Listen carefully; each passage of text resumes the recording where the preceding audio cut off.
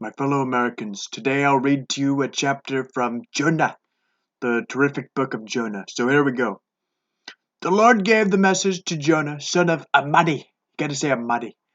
Get up and go to the great city of Nineveh. Announce my judgment against it because I've seen how wicked its people are, and believe me, they were wicked. Wicked as you wouldn't believe.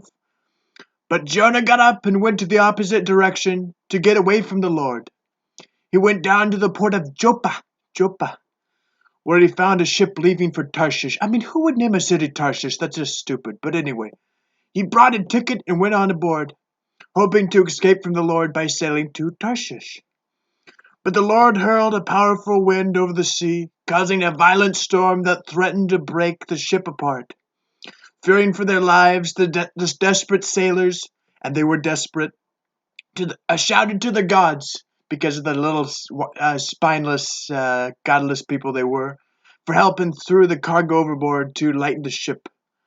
But all this time Jonah was sound asleep down in the hold. So the captain went down after him and says, "How can you sleep at a time like this? You're just like sleepy Uncle Joe, only worse." He shouted, "Get up and pray to your God. Maybe he will pay attention to us and spare our lives. Maybe he will do it. Who knows? Who knows?" They were panicking. Then the crew cast lots to see which of them had offended the gods and caused a terrible storm. I could think of a few. When they did this, the lots identified Jonah as the culprit. "Why was this awful storm come down on us?" they demanded. "Who are you? What is your line of work? What country are you from? What is your nationality?" Jonah answered, "I am a Hebrew, and I worship the Lord, the God of heaven, who made the sea and the land." The sailors were terrified when they heard this, for he had already told them he was running away from the Lord. "Oh, why did you do it?" they groaned. "Why would you do it?" And since the storm was getting worse all the time, they asked him, "What should we do to stop the storm?" "Throw me into the sea," Jonah said. "Throw me into the sea, and it will become calm again. I know that this terrible storm is all my fault." And it was.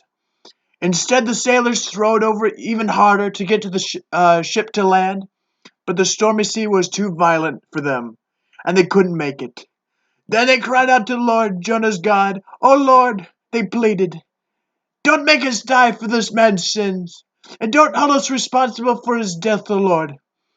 You haven't seen the storm upon him for your own good reasons." You haven't said, I said sent, but.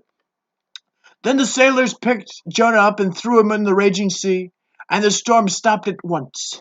The sailors were awestruck by the Lord's great power, and they offered him a sacrifice and vowed to serve him. Now the Lord had arranged for a great fish to swallow Jonah, and Jonah was inside the fish for 3 days and 3 nights. What a disaster. I mean, how would you like to spend 3 days and 3 nights in a fish? I don't think I would like that very much.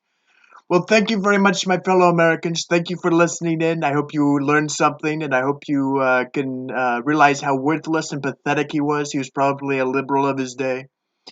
And the moral of the story is if you go against God, you'll be eaten by a fish, and probably a lot of other bad things will happen to you. So God bless you, thank you, and God bless America. Thank you very much, ladies and gentlemen.